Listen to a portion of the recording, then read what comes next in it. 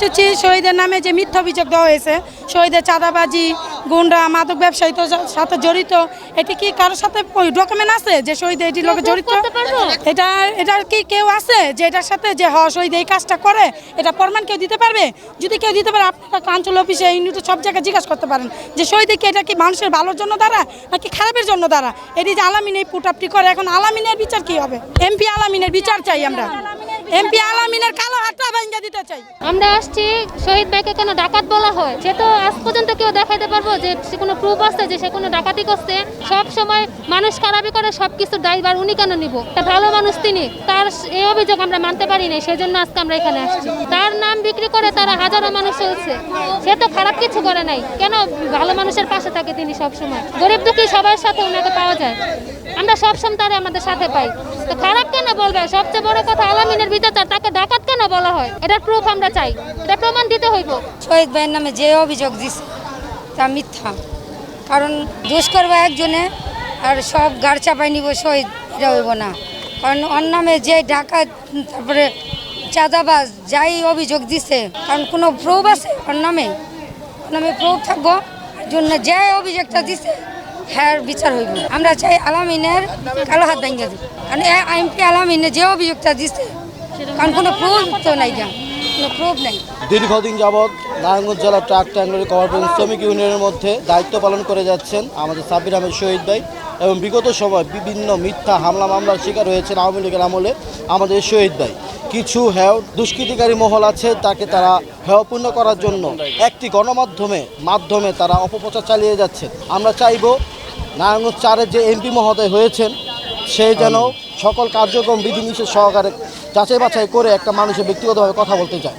এই জন্য আমরা মানববন্ধনে অংশগ্রহণ করেছি। শুধু এক এলাকা কাশীপুর নয়, সমগ্র নারায়ণগঞ্জবাসী নিয়ে আমরা এই মানববন্ধনে অংশগ্রহণ করেছি, এবং আমরা চাই এই নারায়ণগঞ্জে গড়ার জন্য এমপি মহোদয় সহকারে সাব্বির আহমেদ শহীদকে একত্রিত করে এই কার্যবিধিকে আরও এগিয়ে নিয়ে যেতে, আমরা কার্যক্রমকে আরও সুন্দর করতে চাই।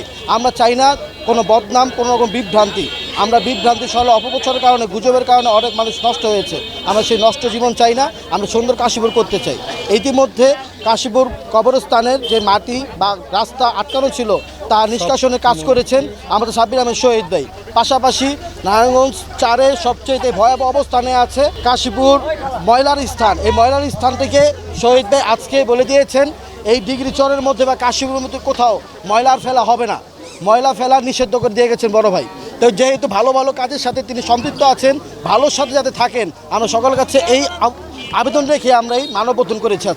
আজকে এখানে আসার উদ্দেশ্য হচ্ছে, গতকালকে আমরা একটি অনলাইনে দেখেছি আমাদের নারায়ণগঞ্জ 4 আসনের এমপি মহোদয় আমাদের এলাকার এক কাছের ভাইকে নিয়ে একটা মন্তব্য করেছে যে শহীদ বাহিনীর অতিষ্ঠে সে নাকি অতিষ্ঠিত এবং সে নাকি ডাকাত শহীদ। তো তার কাছে আমরা সমস্ত অনলাইন মিডিয়ার মাধ্যমে জানতে চেয়েছিলাম শহীদ কবে, কোথায়, কার বাড়িতে ডাকাতি করেছে, এই প্রমাণটুকু এমপি মহোদয় আপনি আমাদেরকে দেন। যদি না দিতে পারেন তাহলে কারো প্ররোচনায়, কারো মাথার বুদ্ধি নিয়ে, কারো মুখের কথা ছিনিয়ে নিয়ে আপনি বলবেন না। আপনি একজন নারায়ণগঞ্জ 4 আসনের গুরুত্বপূর্ণ জায়গায় বসে আছেন। আপনি নারায়ণগঞ্জ 4 আসনের সবার গার্জিয়ান। আপনি যদি অহেতুক কারো বিষয়ে কারো দিকে আঙ্গুল তোলেন, এটা শোভনীয় না। অতএব আমি আশা করব ভবিষ্যতে কারো বিষয়ে কথা বললে আপনি শালীনতা বজায় রেখে কথা বলবেন।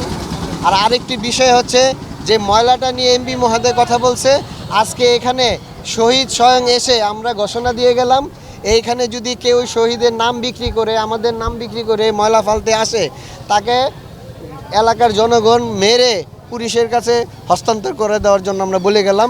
যদি তারা না পারে আমাদেরকে ডাকতে বলছি, তাদেরকে আমরা সর্বাধিক সহযোগিতা করব।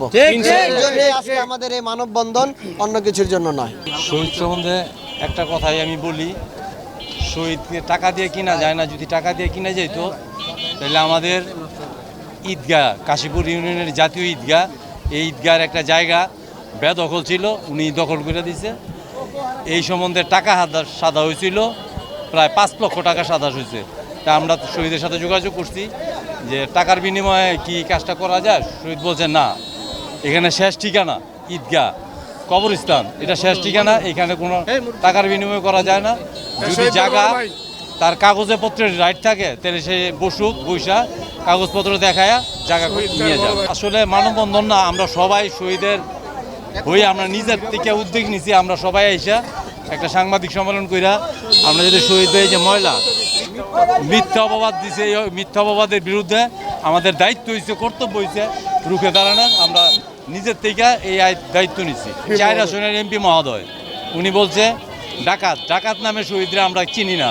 সে চিনে কোন ডাকাত কোন শহীদ, আমরা ডাকাত নামে শহীদরা চিনি না। আমরা শহীদ চিনি, উনি পরোপকারী, উনি পরের উপকারে ঝাঁপাইয়ে পরে রাত্রের 2টা বাজে ডাক দিলে ওনারে পাওয়া যায়। এই হিসাবে আমাদের হেল্প করে।